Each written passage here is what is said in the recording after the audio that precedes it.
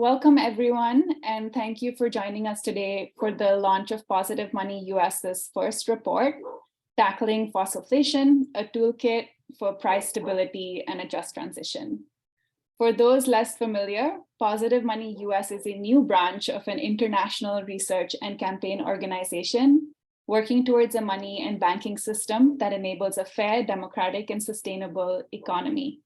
My name is Atiksha. I use she, her pronouns, and I'm a campaigner with Positive Money. I will be your chair this evening. We have a really exciting discussion planned with some wonderful panelists, but before we get going and do full introductions, some housekeeping notes from me. Please note that this event is being recorded and live streamed on Facebook, and all participants except the panelists are muted. For everyone joining us, please feel free to drop your questions in the Q&A section located at the bottom right of your Zoom screen, and feel free to upvote any questions that you like. We'd love to know who is joining us, so if you can also put your name and where you're calling in from, that would be great. And if you're watching this on Facebook Live, you can share your questions by putting them in the comment box, and they will find their way to us. We'll get to as many of them as we can during our Q&A session.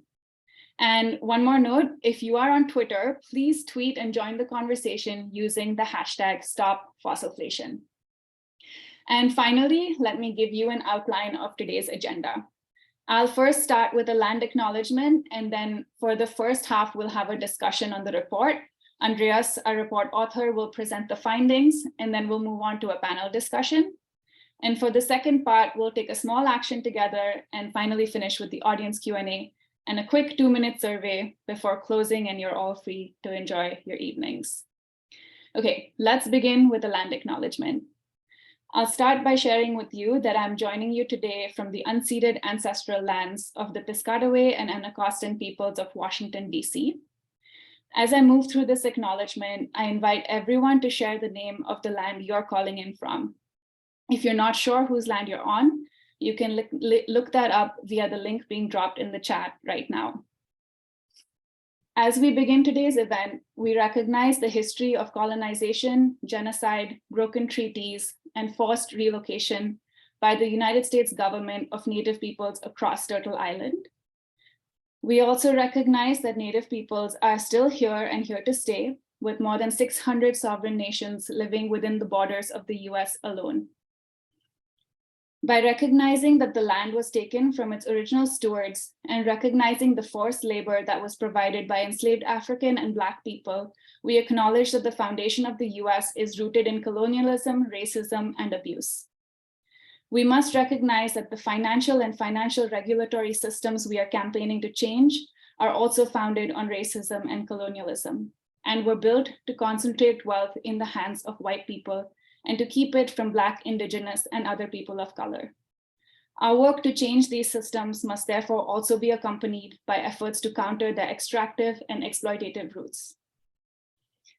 Please join me in honoring Black and Indigenous peoples' coerced contributions to this country and ongoing stewardship to the lands, waterways, and air we rely on.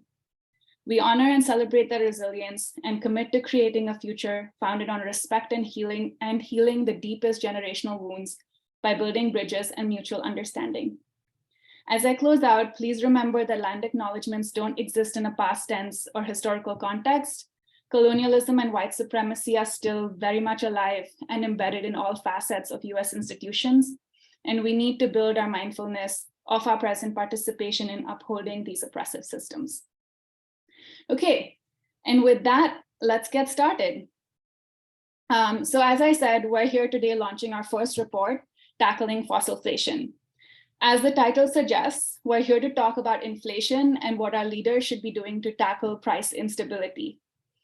Over the course of this year, as a response to soaring prices, we've seen multiple interest rate hikes by the Federal Reserve, the US Central Bank, and the institution tasked by Congress with maintaining price stability and full employment.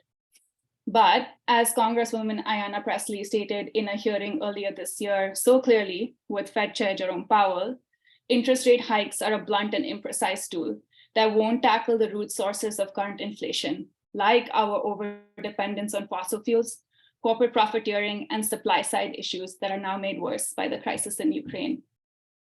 As we'll learn tonight, rate hikes are actually really harmful and could have devastating consequences at home and around the globe. This conversation is an especially important one to have right now, as we see the climate crisis worsen year after year, which we'll learn also isn't good for price stability. There has been a lot of congressional and civil society pushback against interest rate hikes recently, and polling commissioned for this report by Data for Progress confirms that sentiment. We found that nearly 70% of the public don't want more rate hikes, especially if it means putting millions of Americans out of work. So it's pretty clear that at this point, we need better and fairer solutions to inflation. And for that, we'll need a different interpretation of inflation, one that allows for spending and planning instead of austerity. So how do we tackle inflation without hurting workers and ordinary people? And could the solutions to inflation actually help us win material changes in people's lives, like dignified jobs, better healthcare and housing, and help us achieve the just transition to clean energy? To discuss this and more, we have with us today the author of the report, Andreas Bernal, a lecturer at CUNY College of Labor and Urban Studies and doctoral student at the New School for Public Engagement. We have Lauren Melodia, who is the Deputy Director of Fiscal and Economic Policies at the Center for NYC Affairs. Chris Becker. Chris is the Senior Economist and Associate Director of Policy and Research at the Groundwork Collaborative. Yeva Nersisyan, Research Scholar at the Global Institute for Sustainable Prosperity and Associate Professor of Economics at Franklin and Marshall College. And Emily Park, an organizer with 350.org's Fossil Free Federal Reserve campaign. Thank you to all our panelists and everyone here for joining us. And with that, let's begin. Over to you, Andreas. Hello, well, thank you so much, Aki. And I want to start off by thanking Positive Money US and Positive Money in general for setting this up. I want to thank all panelists that are joining me here. All of you were influential in developing this report, and thank you to everybody that's here with us listening and watching as well. So it's a pleasure to be in this space with you all.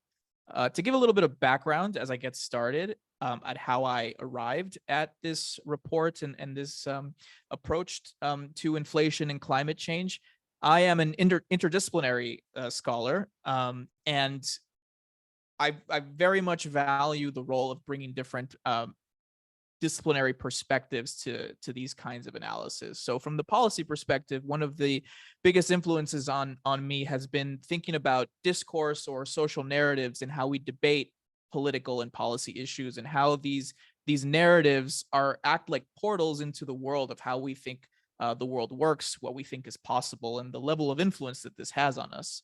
From the perspective of economics, I very much approach this work as from a critical lens on orthodox economics, which brought me to the world of heterodox economics, which I think is making a very important, is part of an important movement to question the dominant approach to expertise on the economy at the moment. So this really started off in a way as a working paper for the Global Institute of Sustainable Prosperity, and then a conversation with Positive Money, which led to this. So I think, do we have some slides up? Are they? There we go. Great, next slide, please.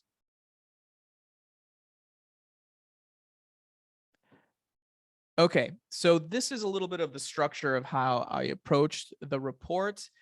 There's a lot in it, so I really recommend taking a look at it, because I have, I think, maybe 15 minutes to talk about everything. And so I'm going to give as much of an overview as I can as quick as possible. So to start off, the introduction is really meant to give some context in terms of where the policy agendas are at the moment, what the debate is, and what the challenge that we're facing is. I then move on to think about this concept called fossilflation, how it came to be, how I'm thinking about price and cost issues around the economy, and what the role of climate breakdown or the impact of climate breakdown and climate change, how that's going to influence that moving forward, and in fact, how that's already influencing that issue now.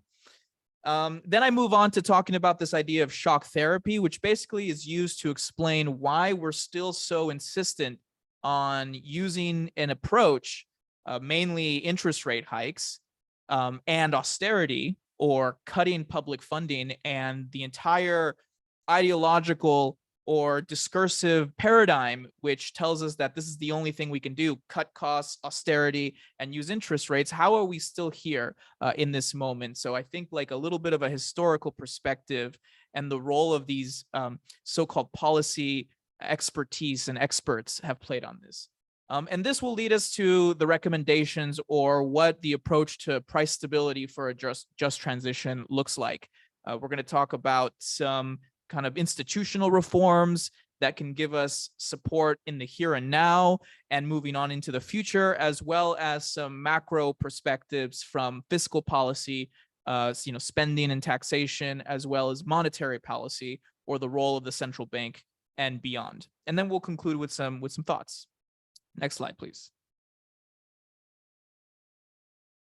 Okay, so here's the issue. We're not on track to meeting our climate goals in order to keep the planet from warming over 2 degrees Celsius. And we're in fact moving towards 2.8 degrees with current pledges. And with current pledges, we'll only keep it to 2.4. Much of the industrialized world is not even prepared, or doesn't even have the infrastructure to get it under 2 degrees Celsius. And this is all coming from the IPCC, right? So this is like probably one of the biggest issues humanity faces at the moment. But that's not even what the main policy debate is in the United States. In fact, the Inflation Reduction Act, which has big investments on climate, doesn't even mention climate in the title. Instead, over the last year or so, we have been focused on debating inflation as something that is kind of seen like a problem here and now, something that working class families are facing, something that is raising the cost of living for the vulnerable, to be able to move around the city, to be able to eat, to be able to buy things, all right. It has become this central issue. So the cost of living, it's now dropping. There have been some developments in the last, weeks, really. So these things are moving fast, but up until very recently, this was kind of the core debate. And it really, I think, drove a lot of Republican talking points leading up to the midterms, which I would argue that had we had better answers to them on the progressive side, I think that we could have done even better. And instead of there not being really a red wave, perhaps we could have kept both chambers of Congress. But with that said, then we move on to the toolkit, which really is about how do we rethink the conventional analysis and policy responses to inflation, and how do we understand the reality that climate change and climate breakdown is integral to and part of price stability itself. Next slide, please.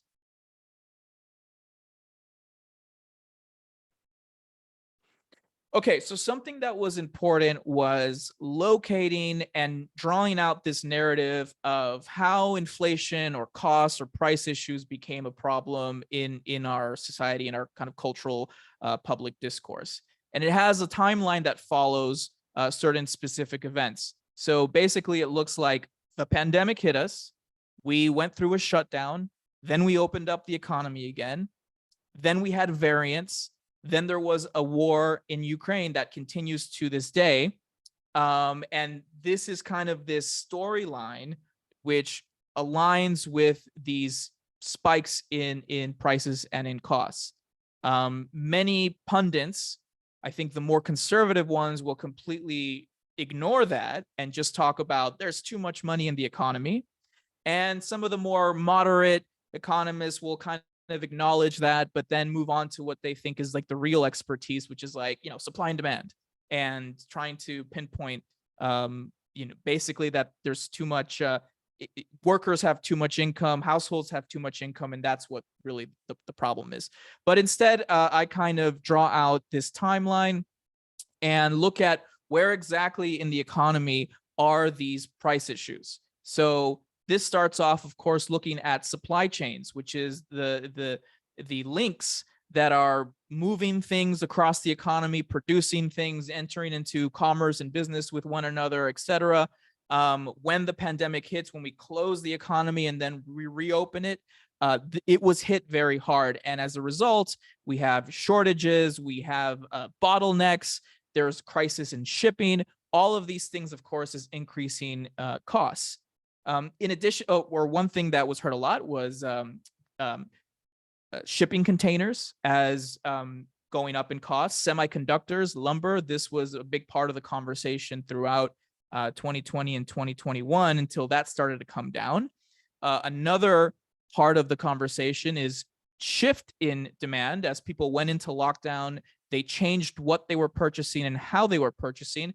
But this, of course, has to be understood in a context, and that is that it's very much dependent on public policy, as in what was our vaccine rollout like?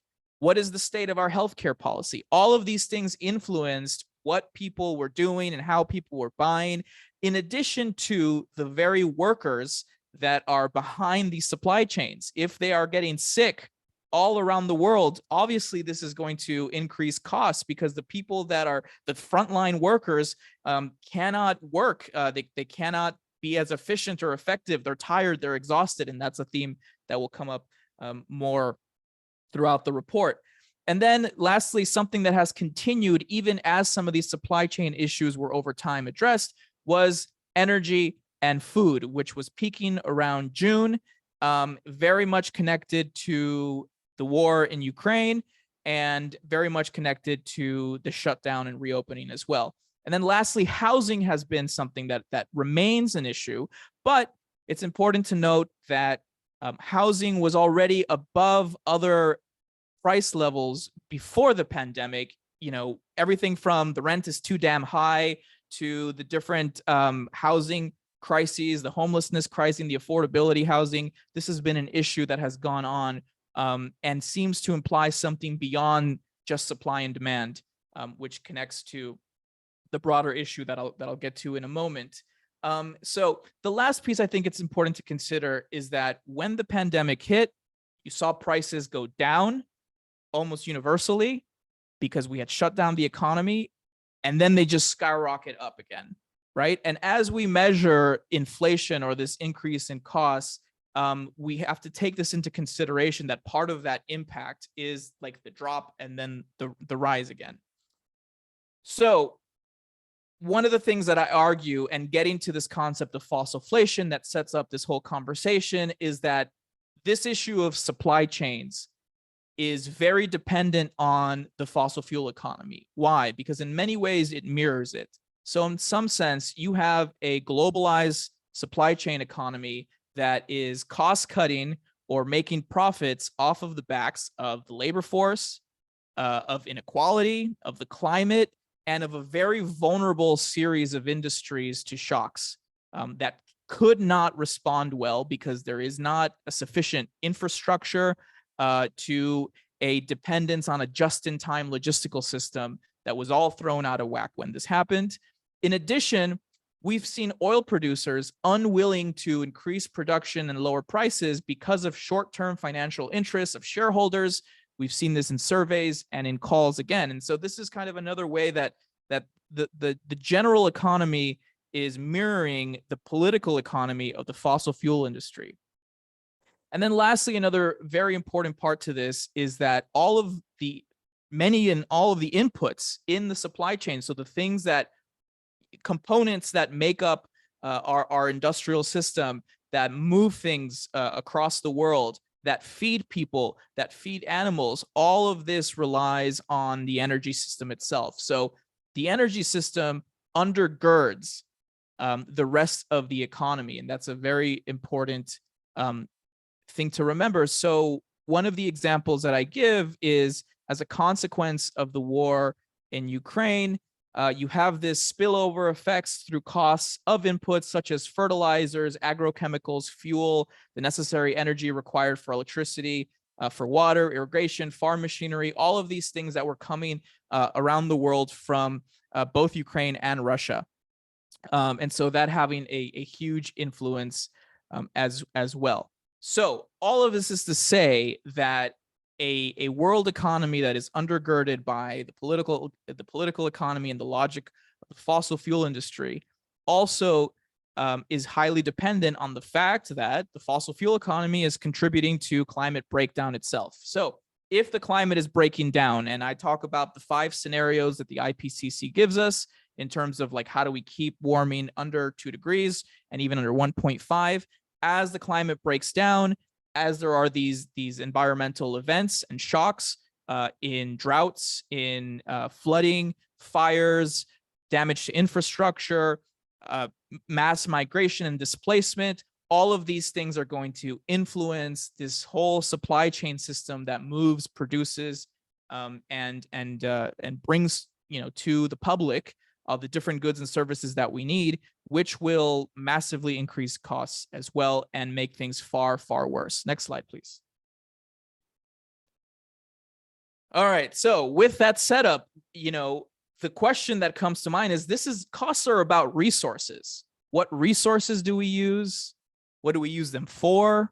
What's the quality of the resources? What are the relationships that these resources have to one another? How are we organizing these things? And yet we keep going back to this conventional model, which has been deeply, deeply problematic.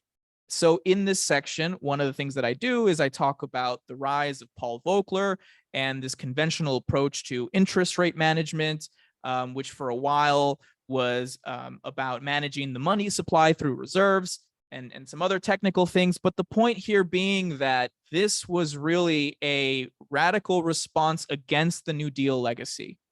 At that time, things were actually done quite differently, and there was a different debate going on. And I think we've very much forgotten much of that in kind of conceding to this conventional wisdom that there are these natural laws to the economy. And so in this sense, I talk about, how did we get to this hegemonic economic paradigm that has naturalized abandonment and impoverishment? By that, I mean, we have used these ideas like the Phillips curve, the natural rate of interest, and the natural rate of unemployment to basically say the economy as this natural thing out there says that you have to have certain people unemployed because that's just the way it is. Interest rates reflect this natural demand for credit. And it's because, the equilibriums are just making themselves out. All of these thought experiments that are very much missing, the real world institutions and contexts, and all of these critical things too. And these things became very dominant. Paul Volcker was openly against unions. He believed that the standard of living from the New Deal and the Great Society era was too high and was an illusion. And so as a consequence, very much in line with the ideology of Milton Friedman and this kind of neoliberal turn, which was being pushed by the idea of sound money or sound finance, which had behind it this whole paradigm of the quantity theory of money, which instead of talking about costs as resources, it was talking about you can't have too much money in the economy because money is a commodity. And if you do that, then the value of currency is going to disappear. And this is still with us to this day, dominating how we approach many of these issues. So we've kind of turned to seeing money as a commodity and away from thinking about resources and their costs. So this very much obscures market power. It obscures institutions. It obscures normative questions, political questions. It kind of reduces the conversation to some experts that claim to have authority over these things without seeing the bigger picture. And so what we've seen, for example, is an attack on the fiscal stimulus to the pandemic. The idea that we spent too much, even though we reduced poverty, we reduced childhood poverty. These economists keep insisting that was the problem, right? And so I go into detail about what exactly did the fiscal response of the Biden administration through the pandemic really do, the effects that it had, but even the lingering vulnerability and precarity that much of the public still has. So this calls for a radically new framing of what we need to do, how we need to debate this problem of costs and inflation and what the best responses are. Next slide, please. Okay, so in thinking about price stability for a just transition, I think the first very important point is that green energy itself lowers energy costs and stabilizes prices in a far more effective way than the fossil fuel economy. And there's been great work done by the Roosevelt Institute and Lauren Melodia, who's on the panel here, that talks about the different ways that it does exactly that.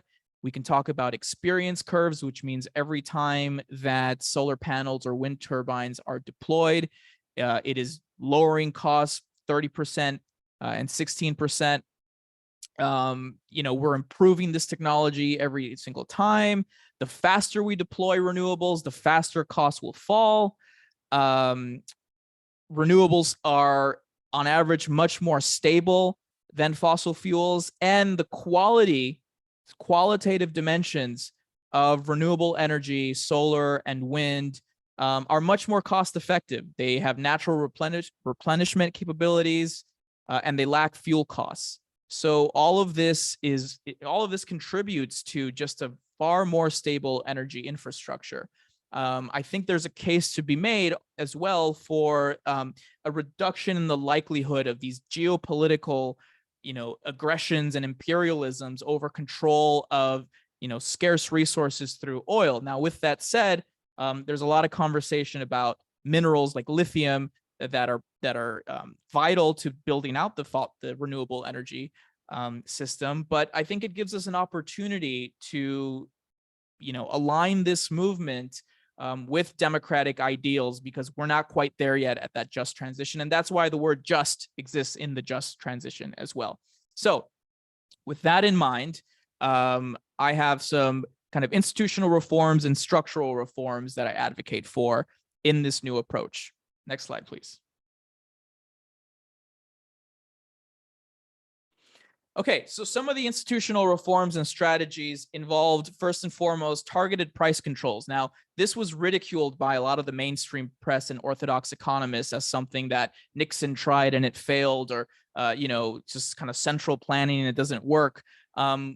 Totally missing the point of how much it worked during the Second World War, A, and then B, the fact that targeted price controls are exactly that. They're targeted price controls. So right now, Isabella Weber has been working in Germany to have a situation where, their country is facing an energy crisis because of the situation in Ukraine and the war.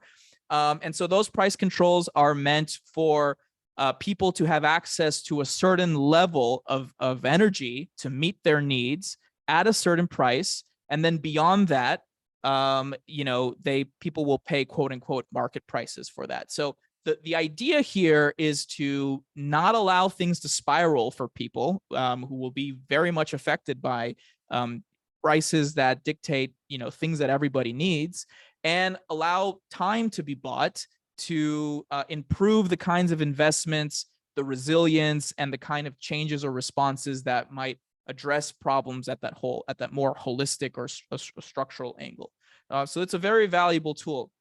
And other things that I advocate for, antitrust, and this really speaks to the degree to which our supply chain economy has become so vulnerable. And a lot of that has to do with massive consolidations over the last few decades, where everything from shipping to energy to other key areas of the economy, food, have been consolidated under a handful of companies that are making record profits, and in doing so have a high level of price setting power, because everybody needs to eat, everybody needs to access to healthcare. We can think of that as well, and people are setting prices wherever they want. They're making profits. They're on these calls, talking to one another, celebrating these things, right? I think that it is definitely time to have a conversation about what a contemporary antitrust approach needs to do.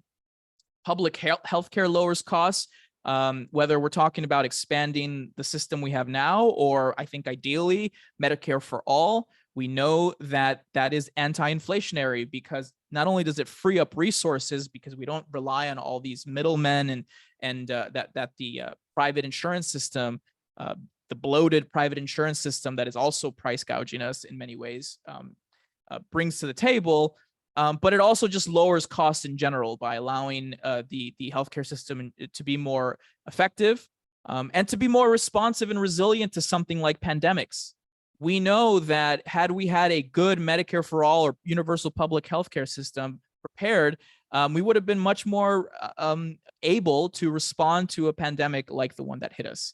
Public transportation as well. If we have a situation like skyrocketing energy prices and gas is growing up, I advocate and recommend that the federal level work with mayors at the local level to offer free public transportation for riders. I use the example of Boston and what they're trying out with the new mayor that has kind of laid out a prototype for a local Green New Deal idea.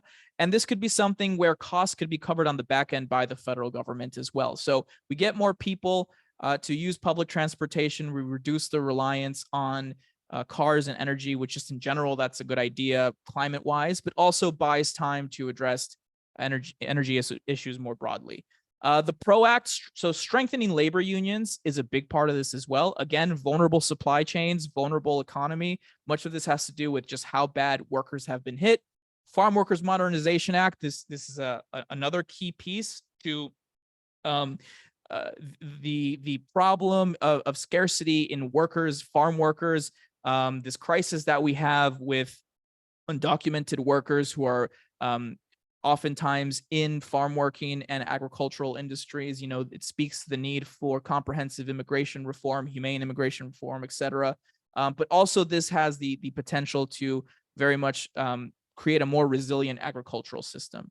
And then lastly, a savings policy instead of the blunt instrument of interest rates, which, you know, again, the whole idea behind that is essentially to push the economy into a recession, or rather to, you know, push down demand as much as possible. So, we can basically bring prices back down by incentivizing people to lose their income, people to lose their jobs. Well, if we really wanted to bring down some of that demand, we can use savings policy and have like a targeted approach where the government can sell bonds to people, disincentivize their immediate spending, and they can spend later. I think that's another approach that it's not in the mainstream that should be. Next slide, please. I'm trying to go as fast as possible here. All right, fiscal policy. So I think this is where like the real key stuff happens. We need to rethink budgets. We've been since I've been an adult, obstructed on any kind of progressive change by the idea that we don't have any money left and that we're going to expand the federal deficit or the national debt, et cetera, et cetera. This tells us very little about what actually is the state of the economy, where resources are at. So one way to rethink budgets is to instead repurpose institutions and agencies like the CBO, like the OMB, agencies that basically give our Congress reports on how much is the deficit going to go up or how much is the debt going to go up. If we understand inflation as something that is much more grounded in resources, let's repurpose these agencies to give us specific information about the state of the economy.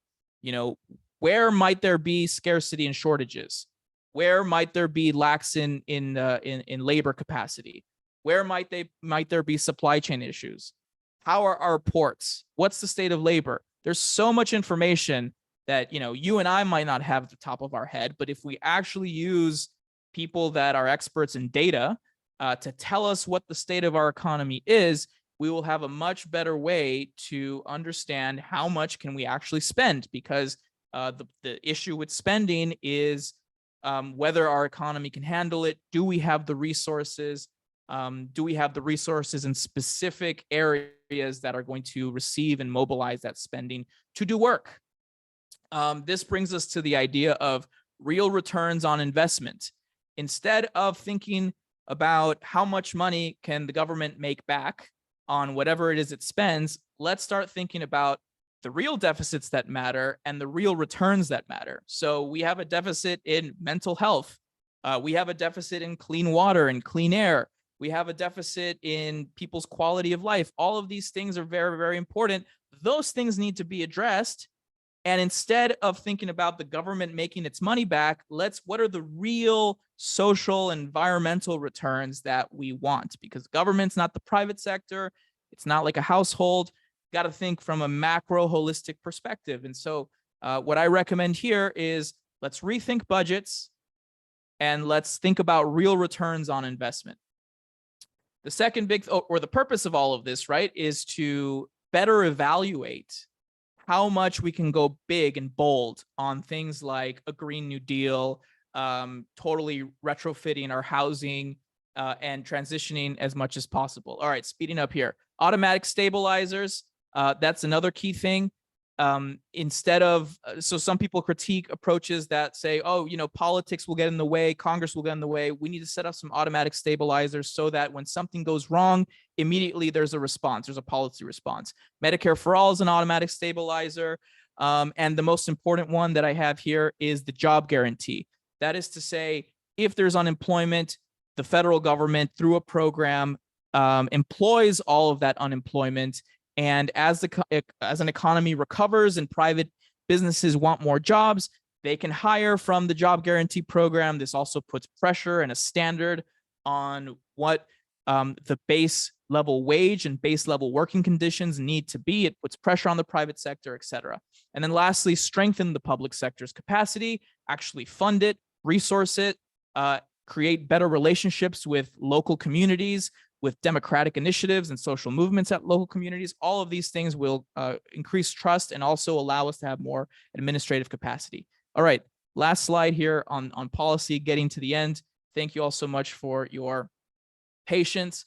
Thinking about monetary policy, the first thing that I have here is to rethink central banking. So in the conversation, we often hear that the central bank needs to be independent, but we need to bring back to mind that central bank independence can mean that it's going to be independent from the political process and from politics and all that stuff. But that doesn't mean it's independent from democratic accountability.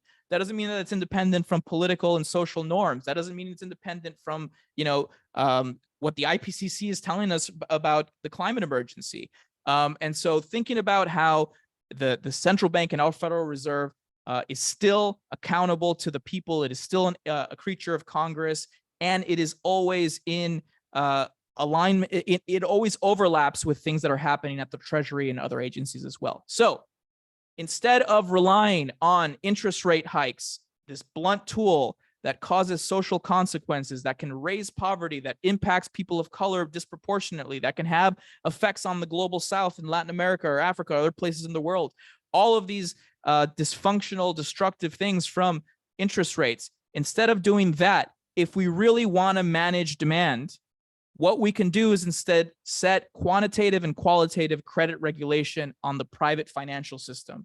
It is issuing loans, it is issuing finance, it is financing the fossil fuel economy, and that's a problem. So quantitative and qualitative credit regulation, who's getting loans, what sectors are getting loans, what actions like consolidations and mergers are getting loans. Let's put some regulations on those instead and limit how much private lending can go out into the economy, instituting a green lending scheme that complements the big federal spending as well.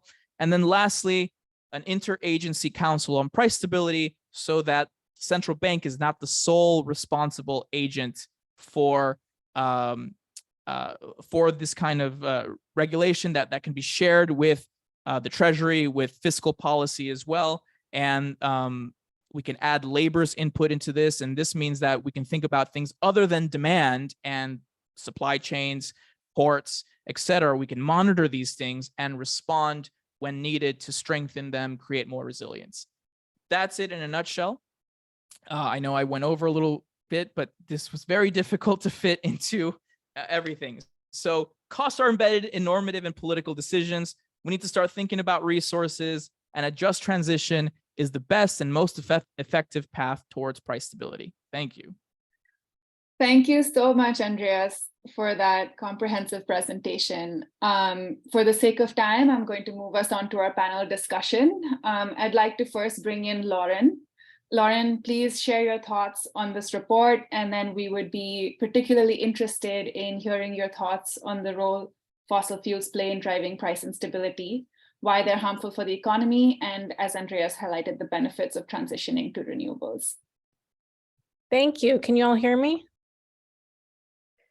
Well, I really appreciate joining you all today. Andreas, the report is great, and I feel like I'm most excited about the toolkit and digging into that more. But to keep things brief, I will try and answer the questions that you just brought up. Just a reminder, my name is Lauren Melodia. I am the Deputy Director of Economic and Fiscal Policies at the Center for New York City Affairs. And while I was at the Roosevelt Institute last year, I began closely monitoring inflation, which has now resulted in the highest inflation the US has seen in 40 years. There are a lot of different contributing factors, which Andreas already went into, but it's clear that energy and fossil fuels are some of the main drivers of price stability over the past year during the pandemic and also historically. One thing I wanted to mention is that the Federal Reserve and other macroeconomists typically exclude energy and food from their measure of inflation because of the inherent volatility of these prices. But these are also some of the main prices consumers face on a daily basis. So in some way, the fact that energy prices, which are currently largely determined by fossil fuel prices, are omitted from the Federal Reserve's measure of price stability signals that we've accepted the constant volatility of fossil fuel prices as the backdrop of our economy, rather than as an alarming indicator of the precarity of our energy dependence. So instead of simply ignoring energy, I feel like climate change and record high inflation really demand that we engage with this instability. And the truth is that energy doesn't have to be volatile, but it is if it's reliant on fossil fuels. Fossil fuel prices are inherently volatile for a few reasons. One is that their finite nature and the time-sensitive and significant extraction and production costs lead to price volatility. Another is that our economy is built around a dependence on fossil fuels in particular formats. Our cars can only run on one type of gas. Our homes can only be heated with one type of oil or gas. Energy in and of itself is a type of necessity that people can't typically delay consuming. And then because it's required for almost everything. And then the fact that, with fossil fuels in particular, our lives are designed around dependence on very specific types of fossil fuels. It means that we also can't easily switch from one source to another. And what this means is that our energy sources right now are incredibly inelastic, so that an increase in a price won't necessarily lead people to consume less of something. Instead, it'll contribute to further price increases. Andreas already mentioned, that some of the geopolitical power structures where companies and countries collude for power and profit also kind of exacerbate fossil fuel price volatility. There's also the financial sector. Volatility in and of itself kind of invites speculation because, if it's going to be changing a lot, then there's gains to be made if you can hedge your bets, successfully. So the volatility in and of itself kind of is exacerbated by the financial sector. And then lastly, I would say fossil fuels make climate change worse, obviously. So our continued use of them will lead to more climate disaster, which adds more supply and demand shocks to energy, which also seeds further price instability. All of these features are always under the surface of our energy systems. So while some may choose to ignore them as inherently volatile and therefore not a good measure of price stability in the economy at large, they actually do have a huge impact on the macroeconomy, which I think is often ignored. And that is, if you actually look at crude oil prices, which are the #1 determinant of gasoline prices, you can see that since World War II, the past 12 economic recessions that have taken place in the United States were preceded by large oil price increases. This is because, as I mentioned earlier, when energy prices rise, people have to keep paying the cost of them, and it means that they have less money to spend in other parts of the economy where there is more productive capacity for economic growth. So it's just like it zaps up your income and then we slow the economy down. We have a recession. Now, some people might be resigned to these dynamics, but others, like those of us who are here today, understand that the design of our energy system and the reliance on certain energy sources is a choice. And so we do have the option to make a different choice. The last thing I'll just run through is that renewable energies used through the electric grid would actually function in a very different way than fossil fuels. And this is why I was saying, that energy doesn't have to be inherently volatile. It's fossil fuels that are. So they have very different pricing dynamics. Andreas already mentioned some of this, but some of the features of fossil fuels simply don't exist with renewables. They're publicly available right now. They're renewable, they're infinite. We don't have these fuel input costs. And I agree that there's this challenge about making sure accessing them is equally available. And so we have to figure out how the limited resources that are needed to make wind turbines and batteries and solar panels are equally or equitably distributed. But technically, once we have it set up, we don't have the fuel costs and the finite nature of fossil fuels creating this volatility with the prices. Those are completely absent. And so it means that renewables are going to have, and we already start seeing, have more stable prices. And we don't have a lot of consumer data on renewable energy prices yet, but we do know that their production shows stable prices and it's becoming more sustainable. And on top of this, one of the things that I wanted to mention is that their delivery through the electricity market would further increase their price stability. Now, the electricity sector is far from perfect, but in the United States, it is actually the most regulated sector of the energy industry. And so this and the design of the electricity sector to be able to deliver on-demand energy utilizing a variety of sources means that it's really equipped to deal with renewables. And we can already see through the design of the sector and its regulation, historically, it's had impressive price stability compared to other energy sectors, even though right now the main source of energy in the electricity system is fossil fuel based. So not only is transitioning to renewables going to slow climate change and protect the planet, it also happens to have many benefits for the economy, including reducing inflation and price volatility, and the harm that those things then wreak on the rest of the economy and society. So I'll wrap it up there, and thank you so much. Thanks so much, Lauren. That was great. Okay, I'd now like to bring in Chris. Chris, we'd love to hear your thoughts on the report, and then particularly your thoughts on the importance of full employment, and then imagining alternatives to the Fed's macroeconomic management for achieving a green transition. Yes, thank you so much. And thank you for the great report and presentation, Andres. My initial thing I would point out is that I think the current crises that we're facing really foreshadow a lot of the challenges that we're going to have in achieving a green transition. So one thing we know for sure is that our current economic and political system was not well equipped to handle challenges related to sudden disruptions and increases in the cost of living. And energy really was central to this story. Just directly, shortages from the war in Ukraine meant that families in Europe couldn't heat their homes, skyrocketing gas prices put strain on American families' budgets.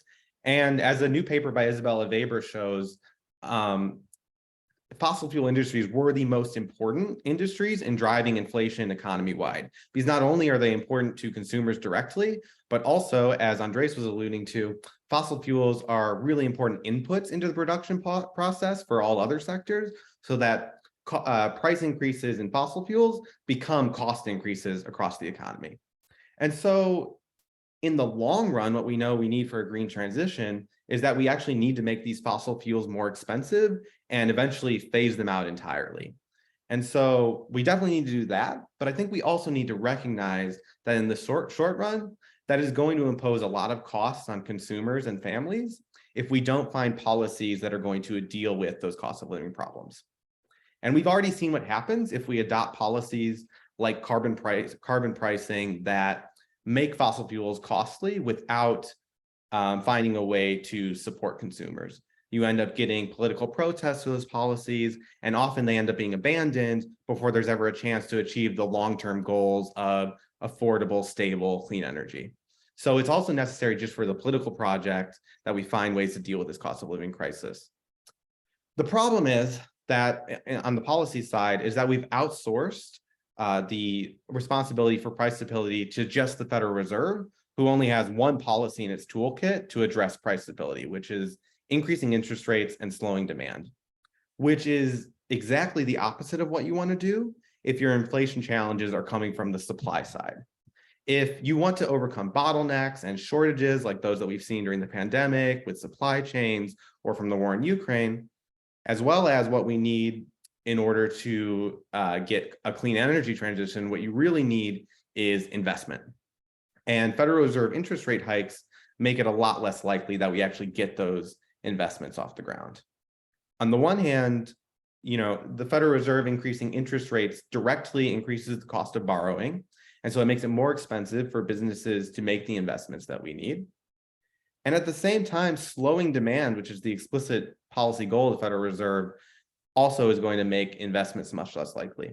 There's a real tension in where our policy sits right now, where on the one hand, we're trying to encourage investment in clean energy through the Inflation Reduction Act, through tax credits and subsidies that are trying to encourage businesses to make investments.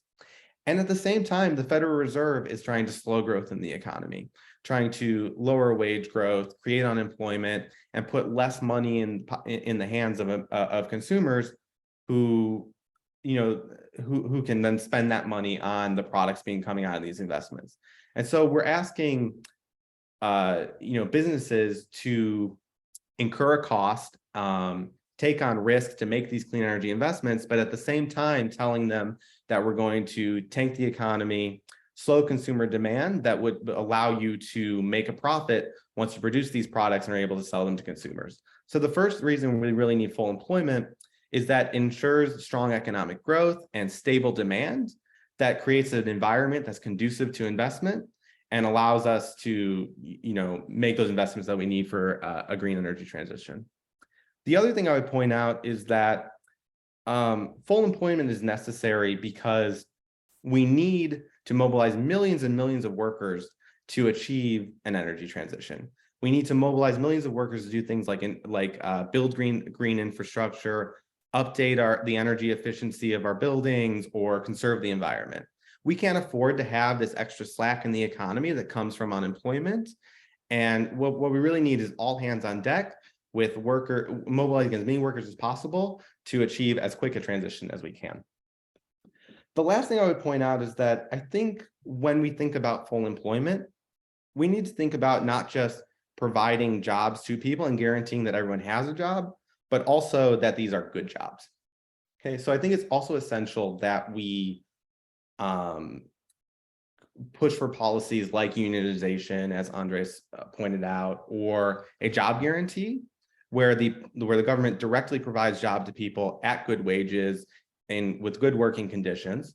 Because at the end of the day, if we want a broad coalition that's going to support a green energy transition and get behind it politically, we need to be building a future for workers that is better than the one they have now. And one thing you can say for the fossil fuel industry, despite all of the problems, is that a lot of times it has created good jobs, especially in places like West Virginia or Louisiana that are really dependent on these industries. And so when we're creating these green jobs, we really need to make sure that they're good jobs. And while the Federal Reserve may be able to bring down unemployment by stimulating demand, it has no way of really guaranteeing that those are good jobs that are going to be appealing to people and get that buy-in on political support. The last thing I would point out is that they need to be good jobs because we're also learning during the recent crisis that exploited labor is not reliable labor. We're seeing that many of our supply chain issues are brought on by the precarious situation that supply chain workers find themselves in. There aren't enough people to unload inventory at docks. We see that railroad workers are currently threatening to go on strike because of the working conditions that they're facing. And so I think we need to create good, stable, high quality green jobs, just so we have workers who are fully bought in to their jobs, who we can rely on, and so that we can mobilize as much resources towards the task of achieving a green transition as possible. Great. Thank you very much, Chris. I'll now bring in Yeva. Yeva, please respond to the report, and then we'd be interested in hearing your thoughts on how we can achieve a Green New Deal, and also your perspective on whether the US government can, quote unquote, afford it. Sure. So I guess I would respond to the macro parts of Andres's report where he was talking about the question of finance. We often think of finance as the scarce resource that there isn't enough of. And so oftentimes when we think of a green transition or greening the economy, fighting climate change, finance is supposed to be the biggest obstacle. Even progressive economists will come up with this pay-fors. Do we raise taxes on the rich? Do we, issue green bonds? How are we going to find the money? We got to recruit the financial sector so that they can provide the funding. We got to, recruit central banks and so on. When the reality is that governments that issue their currency like that of the United States are not financially constrained. So I'm a modern money theorist. And so one of the quotes that we often use from the institutionalist economist J.F. Foster is that whatever is technologically feasible is financially possible. And that's exactly how it is. So the question about achieving a greener economy is not whether we have the money, it's about whether we have the resources to do it. So we have to think of spending, whether it's public or private, as a claim or a use of resources. So that's how we have to understand it. So the question of whether we can afford a particular spending program is a resource question, right? Do we have the resources to do it? If we want to build more solar panels, do we have the workers and the materials to do it? And if we want to achieve a 100% green economy, do we have the technology to do it? That's really the main question. And so if we are trying to understand the affordability, those are the kinds of questions that we have to answer. We have to do a resource accounting. How much resources do we need? What kind of resources do we need? And do we have enough of them? And if we don't, then the question is, how do we create this resource space? And what kind of tools do we have to increase the capacity? And I would say that over the long term, these kinds of programs are deflationary, right? And that's what we are all basically alluding to, that investment over the long term is actually deflationary because it, while you are engaged in that investment project, like building a power plant, you're using resources, but once the project is complete, right, it's not a use of resources anymore. Instead, it's a source of resources, right? It's a source of energy. And so over the long term, investment is deflationary because it increases our capacity, it increases our supply, right? It increases this resource space that we have. And so, the problem with capitalist economies is not that they're not productive, enough. The problem is that they're too productive, right? And one thing that companies do, is to restrict this productivity, to try to restrict the quantity that they're producing so that they can earn profits. That's basically how it's done, So, and we clearly see that in the current environment as well, with companies raising prices, because prices don't just happen. They're set by corporations, they're set by, firms, so they are setting them higher. So thinking back to the kinds of programs that we can do to try to tackle inflation over the long term. So Medicare for All obviously comes to mind. And even though from this mainstream perspective, we're thinking about it as a financial problem, we say, well, we're going to spend more. Where are we going to find the money? We need taxes and so on. But the reality is that something like Medicare for All would actually be deflationary because as a society, we will be spending less on healthcare. So if we brought our healthcare spending in line with our peer countries, we would go from something like 18% of GDP, that's how much we're devoting to healthcare, to close to 10 or 12% of GDP. I mean, that's a big decrease in the use of resources for this particular thing. And that will be coming at the expense of lower prices and lower administrative costs, right? That's how we would achieve it. The job guarantee, right? Which I think is very important for just transition, obviously. the job guarantee is also deflationary to some extent, right? Because right now we're hearing about worker shortages, right? But imagine if you have this pool of trained workers that the private sector can draw on whenever there is the need for more workers, right? Then we don't have a worker shortage, right? Then we don't have this, this issue that we are supposedly currently dealing with. And obviously, if you keep that trained workforce, you're also keeping their productivity up, which is very important as well, right? Because again, those things are deflationary. So once you start thinking about spending programs from this perspective of the use of resources or the creation of resources, right? Then you see that a lot of programs that we think of as costs financially are actually lead to creation of resources in real terms, right? They're not really a cost. Instead, they are a source of resources that we can then use for other purposes. So obviously, I agree with most of what's been said so far, right? The Fed is the wrong way to go. It's not a good tool. It never has been a good tool. Really, their approach is to raise the unemployment rate, to use it as a tool to fight inflation. The only good thing to come out of this episode is that they're explicitly saying that, right? This is something that MMT economists have been saying, that this is the policy framework. And right now, the Fed officials are publicly saying it. So it's like they're on the record saying that we're going to raise unemployment to fight inflation. So, I mean, I could go on and on about how this comes from this misunderstanding of money. Andres alluded that to some extent. But I would say that we have to rethink inflation, and we also have to rethink how we fight it. This idea that somehow monetary policy is this apolitical, costless way of fighting inflation, it's completely not true. It's not apolitical, it's not technocratic, it has real distributional impacts that have to be acknowledged.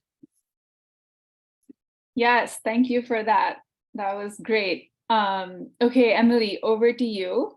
Emily, please respond to the report, and then as a campaigner, we would love to know what you think we need to do and why you think we need powerful multiracial cross-movement organizing to help us build a just and green economy.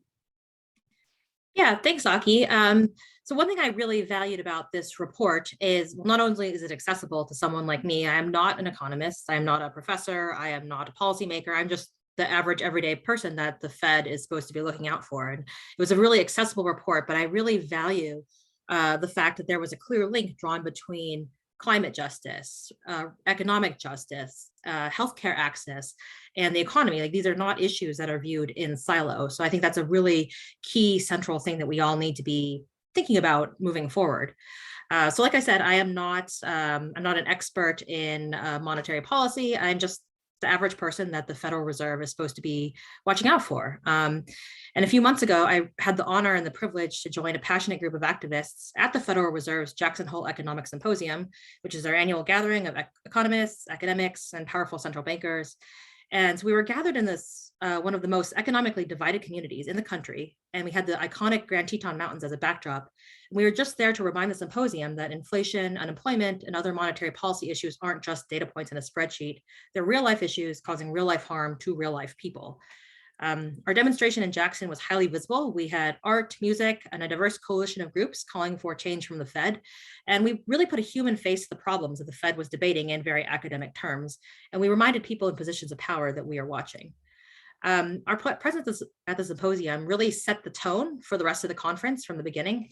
Just a few weeks later, that's when the Fed's Vice Chair of Supervision, Michael Barr, announced that the Fed would be launching scenario analysis exercises to assess climate-related financial risks. So Action Jackson, as we called it, was part of 350 US's campaign demanding that the Federal Reserve act on climate. They say it isn't in their mandate, but as we've seen today, fossil fuels and the climate crisis are directly contributing to economic instability, price fluctuations, and more. So what we are demanding is that the Federal Reserve account for the climate crisis in all decision-making, and that they take steps to ensure a just, stable, sustainable economy for everyone, not just the powerful and the wealthy and the mega banks.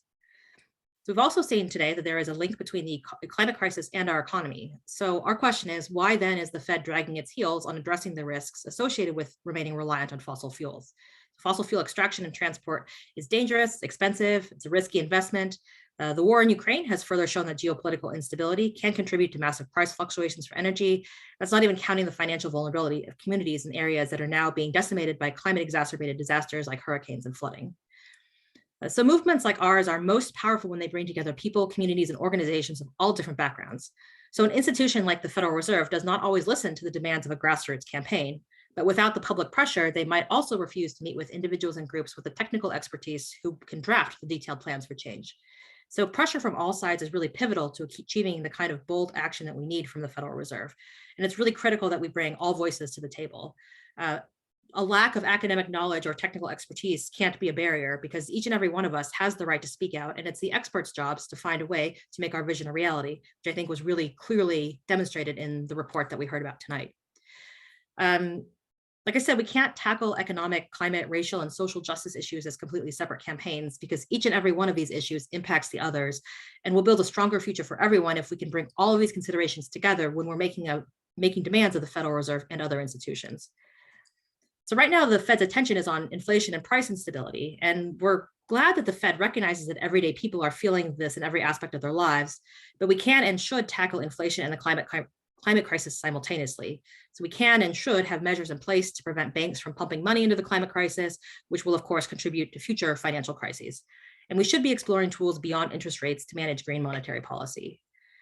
So one thing I want people to understand is, we've all experienced those moments of self-doubt when we're discussing an issue that's complex, but we really can't allow that fear to stand in our way of acting for positive change. So I have this poster in my office. It says, invite everyone who cares to work on what's possible. So by bringing in everyone who cares to work towards solutions, by engaging millions of people in actions that are small on the individual level, but enormously powerful on a collective level, we have achieved major change in the past, and we can do so again with the Federal Reserve. Without this kind of wide-scale grassroots participation, the people in power will continue to block the systemic change that we need to achieve a just, sustainable future for all of us. So we're out of time. So soon we'll all have the opportunity to submit a comment to the Federal Reserve about their proposed principles for managing climate-related financial risks for large banks. So I urge everybody here tonight to sign up for updates about this comment period, and I hope that each and every one of you submits a comment when the time comes. I hope you tell your representatives and senators that we need to expand the Fed's mandate to explicitly include climate. I hope you continue to tell your friends, family, colleagues about the intersectionality of inflation, climate, and justice. And I hope that we can reject the narrative that we can only focus on one of these issues. And I urge you all to do whatever you can to achieve the livable world that we all deserve. Thank you. Thanks for that brilliant answer, Emily. And I'm definitely looking forward to working with you on driving public comment to the Fed. They've dragged their feet for so long on climate. I think it's time to take some bolder action. And definitely thank you for your comments on organizing and campaigning. As a campaigner, I know that organizing is a powerful tool that can really help us win some big structural changes. Okay, now as we move into audience Q&A, I would like to just ask everybody to please share the link being dropped in the chat right now. We've released a short 2-minute educational video to go with this report, and it would be great if we can spread this far and wide. All right, now let's do a quick Q&A session before we close out. We had some questions come in through the sign-up form that we used for this event, so I'll take some questions from there first and then move on to the questions from the chat. The first question is for all our panelists from Victor. And Victor asks, what role can international cooperation play in stabilizing prices while equitably phasing out fossil fuels? And maybe we can start with Lauren. Sure. I'm trying to think of the top priorities here. I feel like a lot of them are already in the toolkit that Andreas has presented in the report. But clearly, we've seen some movement with developed countries with a lot of resources, making a commitment to transition in their own economies and within their own borders. And I think at this stage, we clearly, if we want this to be equitable, and it needs to be equitable, need those countries to step up and actually fund a transition, in places where they cannot afford to do that. Okay, let's go to Yeva next.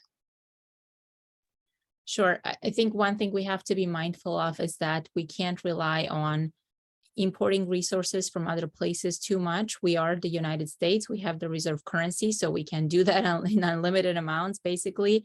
But we have to be mindful that this is a global problem, that other countries need to have access to their resources to be able to tackle their own challenges as well. I would also say that the majority of global warming, the contributions are coming from the developed world. So at the end of the day, if we get our act together, I think that solves the problem to a great degree. In some sense, there is the question of fairness, right? We have developed, and I say this as somebody who originally comes from a developing country, where the developing world is told that they cannot have the same standard of living that we are enjoying here. And as somebody from a developing country, I say, well, but that's not fair. But on the other hand, we have to be mindful of the limits of planet Earth, right? So there's that. So, so I think what we have to do is chart a different course of development for developing countries, which doesn't go through the same industrialization, pollution, use of fossil fuels, and rather chart a different course, which goes through some kind of green development, right? And raising the standard of living of people without necessarily needing to achieve high levels of economic growth through a more equitable distribution of income and things like that. Great. Thank you for that. Let's move to Chris next, and then we'll go to Emily and Andreas. Yeah, I think definitely a lot of great policy solutions have already been brought up. I would maybe emphasize two things. One is that there's a lot we can do to crack down on corporate power. One thing that we've seen a lot in this inflation crisis is that a lot of it reflects just enormous price increases by corporations that are well beyond any kind of cost increases they're actually seeing. They're really expanding markups and taking a lot more from consumers through high prices than they'd have historically. They're really kind of opportunistically driving up prices. So I think we need to think about things like antitrust policies, restrictions on price gouging, windfall profit taxes, just to prevent corporations from raising prices by so much during emergencies and crises like now, and redistributing some of that money back to workers and consumers. The other thing I would emphasize is that we really need public investment that is targeted at, building up a green energy infrastructure. Public investment makes it so that we're less reliant on private companies and making these investments, which I explained earlier is just very fickle and depends a lot on the business cycle, all these other things. Public investment kind of guarantees that those things will get done. And it also allows us to create jobs. And as other panelists mentioned, in the long run, that can also be deflationary. So I think public investment can kind of be the best of all worlds, achieving cleaner energy, reducing reliance on volatile fossil fuels, creating jobs, and in the long run, reducing inflation. So I think public investment is super critical too. Thanks so much, Chris. And noticing time, I'm actually going to ask Emily and Andreas a different question. And I think that's all we have time for tonight. So we'll start with you, Emily. What are the prospects for any reforms given our about to be divided government? And then what are the most effective actions we can take in the streets, if not in the sweeps? Well, I guess one good thing about the Federal Reserve is it's not answerable to Congress, not directly. So we can continue the pressure on the Federal Reserve and they can act without permission from the Senate, from the House, regardless of what the makeup is. Another thing that on the grassroots side we're pushing for is for the president to declare a climate emergency, which would unlock a lot of executive branch powers that he could use to mitigate the climate crisis as it's happening in the US and globally. And I think one thing that other panelists have already touched on is that to really fix our economy and to fix the climate, this is a multi-institutional problem. We're not looking at just the Fed to fix it. We're not looking at just the EPA, but if the Fed can take some steps, if every institution every department in the government can take steps, and then if private corporations can take steps, we can eventually get to where we need. So I think we want to keep up the pressure on the Federal Reserve, which is a very unusual target for a grassroots campaign, but really keeping the pressure on your elected officials, all the way from your city elected officials all the way to federal. And then also the businesses you patronize, like Chase Bank is the #1 funder of fossil fuels. Let them know that that is not okay, and that we expect them to change regardless of whether or not the Federal Reserve makes them change. Thanks, Emily. Andreas? Can you repeat that question one more time? Yeah, what are the prospects for reforms given our divided government? And then what are the most effective actions we can take? That's a great question. I think that, challenging a lot of conventional wisdom and demanding more for what's possible is part of the prospect. Encouraging a new generation of people to run for office with kind of bold ideas is really important as well. Just one example too is that, while we make the Federal Reserve responsible for true full employment and price stability that, considers the impact of climate change, another very important thing we can do is actually push Congress to not wait for the Federal Reserve either, and understand and make and center the importance of like big fiscal stimulus as something, as Lauren explained, right? Green energy will lower down energy prices, and as Chris explained as well, we need a lot of employment to build out this new economy, and so that does a lot to control prices as well. We don't need to wait on the Fed either, even though there's a lot of work to be done there. And if I could just very quickly answer the international thing, because as a Colombian, it's important to me as well. There's a short-term and a long-term thing I think we need to do. Well, here in the United States, I advocate for a Green New Deal and just let's get started. Let's start doing big spending. A lot of the developing world relies on imports in technology, food, high value added equipment, et cetera. So they can't mobilize as quickly as we do. One thing the United States can do in this kind of collaboration is to cancel debts so that these countries don't have to depend on getting dollars for them to invest in these things. And also, collaborate to bring that kind of food justice and energy justice to the world, to the developing world as well. In the long term, I mean, we need international collaboration, something maybe like a Bancor plan, and make sure we have full employment at an international level as well, and collaborate to make that happen. I think that's a conversation we need to bring back.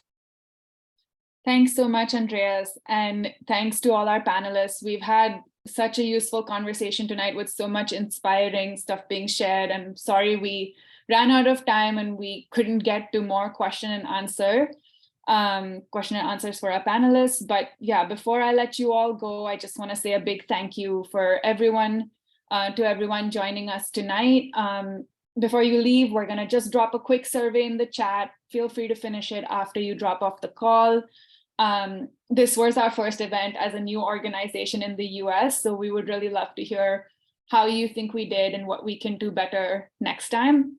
Thanks, Andreas, for all your work on this report. And of course, again, thank you to all our panelists for your comments and such an enlightening discussion. I also want to thank my colleagues who are joining us from the UK right now, where it's close to 1:30 a.m. To lend their support for this event and all the help they've given me in planning and preparing for today. We've dropped the link to the report in the chat, so please read it and share far and wide with your networks. And if you're interested in staying up to date with Positive Money's work, please sign up to our mailing list.